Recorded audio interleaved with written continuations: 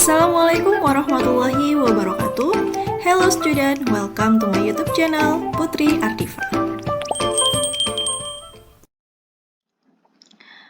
Pada video kali ini, saya akan membahas latihan soal yang ada pada chapter keempat pada buku Bright in English kelas 9. Nah, di sini saya akan membahas latihan soal untuk soal multiple choice atau pilihan ganda, untuk soal essay, dan yang terakhir pada soal critical thinking task. Pada soal Let's Practice, di sini ada teks untuk soal nomor 1 sampai dengan nomor 5, yang berjudul DIY Self-Watering Plastic Bottle Planters. Pada teks tersebut dijelaskan cara membuat pot tanaman dari botol plastik. Untuk bahan-bahan yang dibutuhkan, yang pertama ada botol plastik bekas, kemudian ada tanah, tali, gunting, dan alat penusuk. Bisa menggunakan paku atau tusuk sate. Dan yang terakhir adalah biji tanaman atau benih. Untuk langkah-langkahnya, yang pertama, di sini kalian bisa memotong botol. Botol plastik tersebut dibagi menjadi 2. Kemudian, membuat lubang pada botol plastik. Dan yang ketiga, memasukkan tali pada lubang yang sudah dibuat. Yang keempat yaitu memasang kembali tutup botol yang ada pada bagian atas botol. Kemudian digabungkan kembali bagian atas dan bawah botol. Langkah yang kelima yaitu menanam benih. Nah, kalian bisa meletakkan benihnya di tanah ya, pada botol plastik tersebut, kemudian disiram. Dan yang keenam, letakkan di tempat yang terkena cahaya matahari yang cukup. Nah, itulah tadi cara membuat daur ulang botol plastik bekas menjadi pot tanaman. Langsung saja di sini untuk soal yang pertama. More water doesn't make things grow faster. What happened to the plant if we give too much water to it? Apa yang terjadi pada tanaman jika kita memberi air yang terlalu banyak pada tanaman tersebut? Nah, yang akan terjadi jika kita memberi air yang terlalu banyak, the root might be rotten and the plant dies. Tanaman yang terlalu banyak disiram air, akarnya akan busuk ya, dan membuat tanaman tersebut mati. Untuk soal yang kedua, why was the writer thankful for the existence of the self-watering planters? Mengapa penulis bersyukur atas keberadaan pot tanaman tersebut? Nah, alasannya karena mereka menyelamatkan penulis dari menyiram tanaman karena kemalasan. Nah, jawaban yang tepat itu adalah yang A. Untuk yang nomor 3, what is being upcycled? Nah, pada teks tersebut, yang di-upcycle itu adalah botol plastiknya ya, the bottles.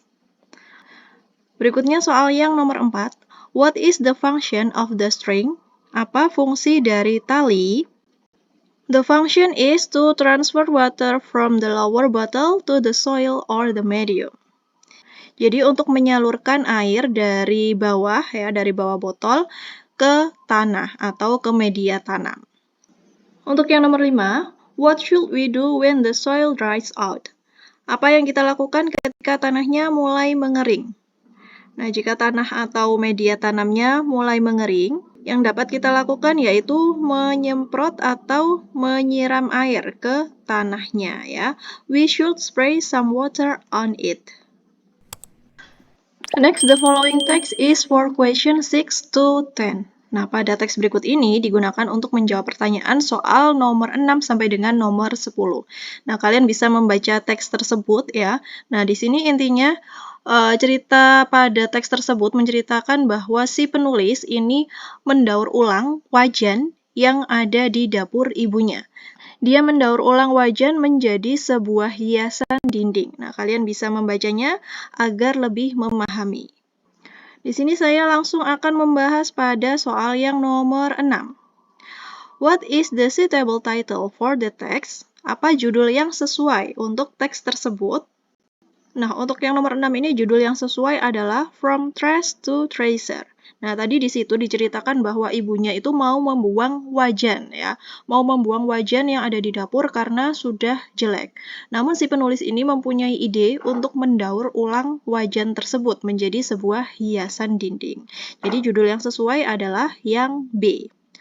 dari sampah menjadi harta karun. What is the new decoration made of? Terbuat dari apakah hiasan yang baru itu? Terbuat dari panci yang sudah tua, an old frying pan. Untuk nomor 8, where did the writer put the decoration? Di mana penulis meletakkan hiasan tersebut? Penulis meletakkan hiasan tersebut, wajan yang sudah didaur ulang tadi, di dapur ya, in the kitchen. Untuk yang nomor 9, how did the mother feel about the decoration? Bagaimana perasaan ibunya tentang hiasan tersebut? Tentu saja ibunya sangat senang ya. She was so happy karena anaknya tadi berhasil membuat hiasan yang bagus dari barang yang mau dibuangnya.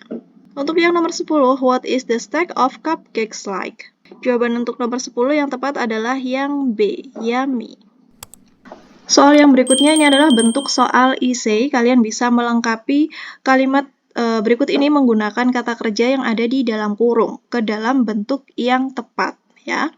Untuk yang pertama, I finished my homework so I can watch TV now.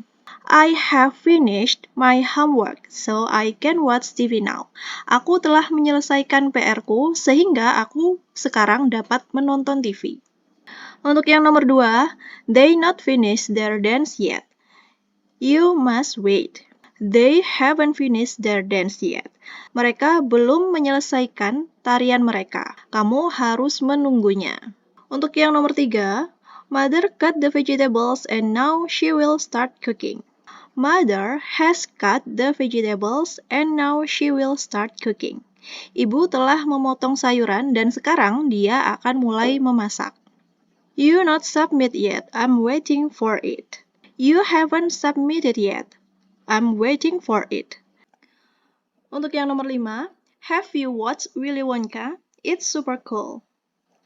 Sudahkah kamu melihat Willy Wonka? Itu sangat keren. Pembahasan berikutnya pada critical thinking task. Nah, di sini terdapat bacaan untuk soal nomor 1 sampai dengan nomor 3. Polindo Utama is named a hero of recycling.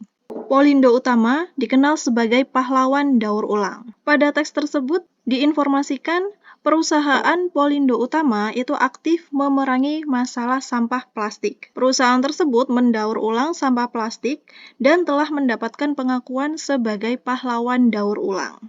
Proses pengumpulan sampah plastik dimulai dari para pengumpul sampah di pantai dan di pedalaman yang mengumpulkan botol plastik dan juga barang-barang yang lain yang mungkin berada di sekitar pantai. Hal tersebut dilakukan di banyak pulau di Indonesia termasuk di Jawa dan Bali. Para pengumpul sampah ini memberikan dampak positif dengan meminimalisir sampah plastik. Kemudian sampah-sampah plastik dan barang yang lainnya tadi dikumpulkan dan diangkut ke pusat pengumpulan tempat disortir. Kemudian dipadatkan menjadi baling-baling yang berfungsi sebagai bahan baku untuk industri plastik daur ulang. Nah, tahap selanjutnya ini melibatkan pabrik-pabrik seperti Polindo Utama yang mengubah plastik yang dikumpulkan tadi menjadi serpihan PET dan produk berkualitas tinggi.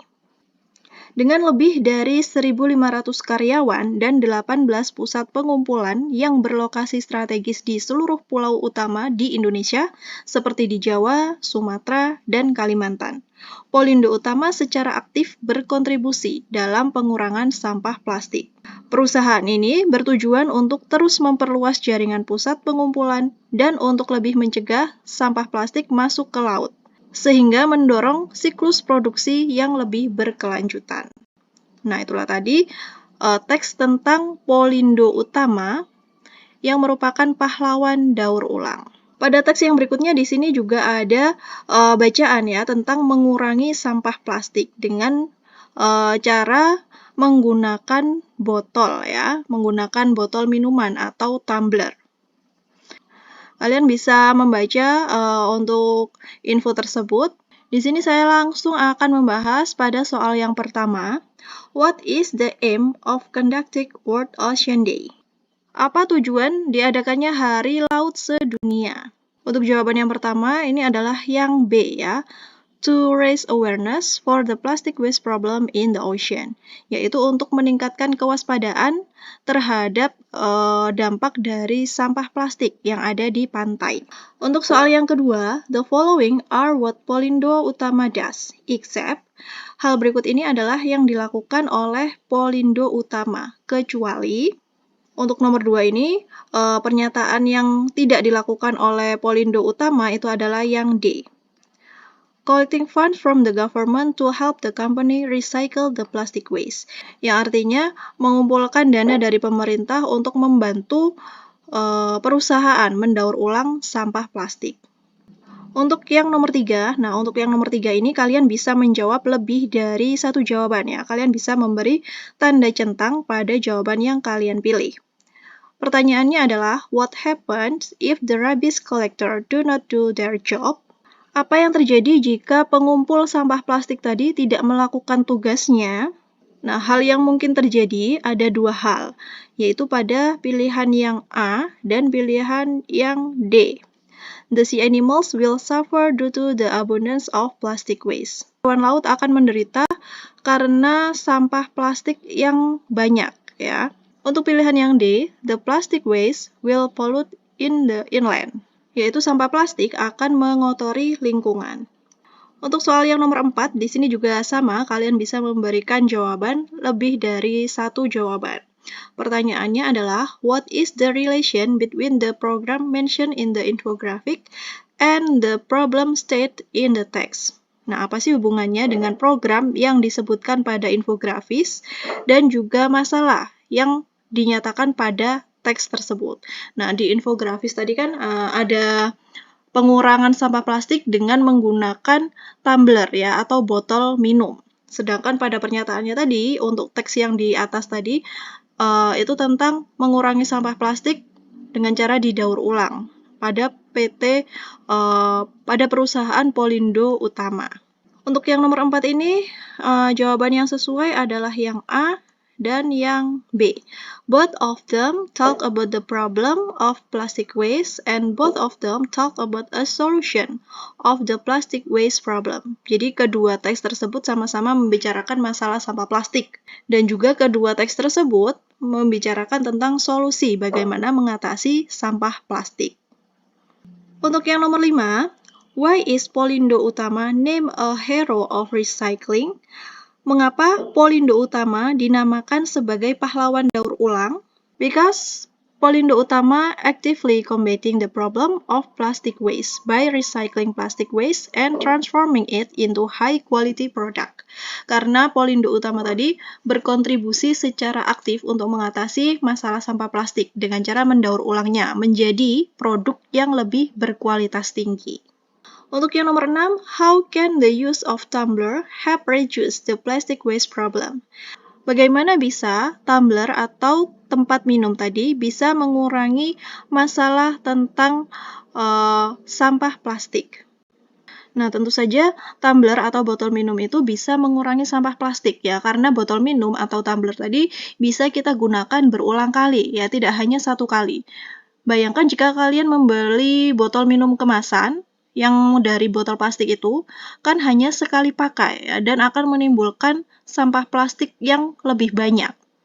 Untuk yang nomor 7, read the article again and draw a diagram about the states of recycling plastic waste into flakes or other new product. Nah, pada soal nomor 7 ini, kalian diminta untuk menggambarkan sebuah daur ulang sampah plastik ya, mulai dari awal sampai menjadi produk baru. Nah, kalian bisa gambarkan bagaimana prosesnya pada jawaban nomor 7 ini. Nah, di sini saya akan memberikan contoh jawabannya untuk kalian. Berikut ini adalah proses dari daur ulang sampah plastik untuk dijadikan produk baru. Nah, pertama di sini adalah plastik sampah ya, yang sudah terkumpul di tempat sampah, kemudian diangkut, dibawa ke tempat daur ulang. Kemudian di tempat daur ulang ini harus disortir ya, harus dibedakan mana sampah plastik, mana yang kaca, seperti itu. Kemudian kalau sudah terkumpul sampah plastik biasanya dihancurkan ya. Kemudian dicuci, washing. Kemudian Di sini dicetak ulang, melting and reorganization, dan yang terakhir bisa menjadi sebuah produk baru. Nah, ini adalah contoh untuk recycling plastic waste into new product. Oke, itu tadi penjelasan dari saya tentang latihan soal pada chapter 4 di buku Bright in English kelas 9. Semoga bermanfaat dan bisa kalian pahami. Thank you for watching and wassalamualaikum warahmatullahi wabarakatuh.